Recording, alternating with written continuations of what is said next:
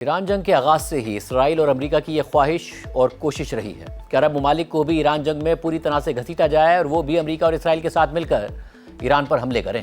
خاص طور پر متحدہ عرب امارات کے حوالے سے تو اب روزانہ کوئی نہ کوئی خبر سامنے آ رہی ہے، یہاں تک کہ اب یہ رپورٹ سامنے آ گئی ہے کہ ٹرمپ کے قریبی حلقوں نے متحدہ عرب امارات کو پوری طرح سے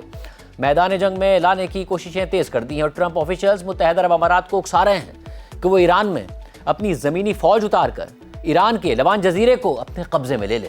برطانوی اخبار دی ٹیلی گراف کی رپورٹ کے مطابق امریکہ چاہتا ہے کہ متحدہ عرب امارات خطے میں اپنے اتحاد کے حوالے سے نئی صف بندی کے بعد جنگ میں اپنا کردار بڑھائے۔ ٹرمپ انتظامیہ کے حکام متحدہ عرب امارات کو ایران کی جنگ میں زیادہ گہرائی سے شامل ہونے اور ایران کے خلیجی جزیروں میں سے ایک پر قبضہ کرنے کی ترغیب دے رہے ہیں۔ ٹرمپ کے ایک سابق سینئر سیکیورٹی عہدیدار نے بتایا کہ ٹرمپ انتظامیہ کے کچھ افراد نے تجویز دی ہے کہ متحدہ عرب امارات لبان جزیرے کو اپنے قبضے میں لے لے، اور یہ وہی ایرانی جزیرہ ہے کہ جس کے بارے میں خبریں سامنے آئی تھیں کہ اپریل کے آغاز میں متحدہ عرب امارات کی فوج نے اس جزیرے پر خفیہ حملے کیے تھے۔ ٹرمپ انتظامیہ کے سابق عہدیدار کے مطابق متحدہ عرب امارات کو یہ تجویز دی گئی ہے کہ جائیں اور لبان جزیرے پر قبضہ کر لیں، اور اگر ایسا ہو گیا تو امریکہ کے بجائے متحدہ عرب امارات کی فوج کے ایران میں بوٹس آن دا گراؤنڈ ہوں گے۔ امریکہ کی جانب سے متحدہ عرب امارات کو یہ ترغیب ایک ایسے وقت میں دی جا رہی ہے کہ جب جنگ میں متحدہ عرب امارات کی بڑھتی ہوئی شمولیت اور اسرائیل کے ساتھ اس کے بڑھتے ہوئے تعلقات کے بارے میں نئے انکشافات ہو رہے ہیں۔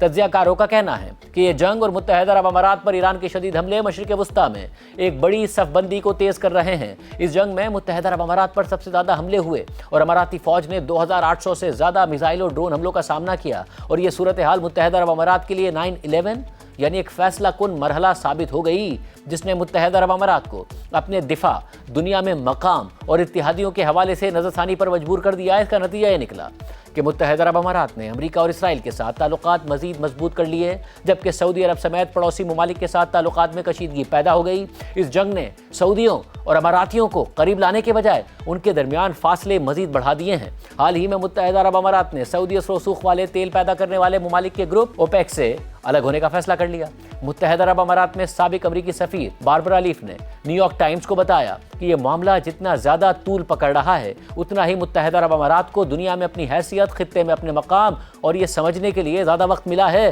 کہ کون اس کا دوست ہے اور کون دوست نہیں ہے۔ وہ اب چیزوں کو بہت سخت اور واضح انداز میں دیکھ رہے ہیں، یعنی یا تو دوست یا پھر دشمن۔ جبکہ رپورٹس کے مطابق جنگ کے آغاز پر متحدہ عرب امارات کے صدر نے سعودی عرب اور قطر سے درخواست کی تھی کہ وہ ایران کے خلاف جوابی حملوں میں شامل ہوں، لیکن یہ کوشش کامیاب نہ ہو سکی۔ پھر اپریل کے آغاز میں متحدہ عرب امارات نے ایران کے کئی اہداف پر جوابی حملے کیے، جن میں لبان جزیرہ بھی شامل تھا، تاہم خود متحدہ عرب امارات نے ان رپورٹس کی تصدیق نہیں کی۔ جبکہ رائٹرز کے مطابق مارچ کے آخر میں سعودی عرب نے بھی ایران پر کئی جوابی حملے کیے تھے۔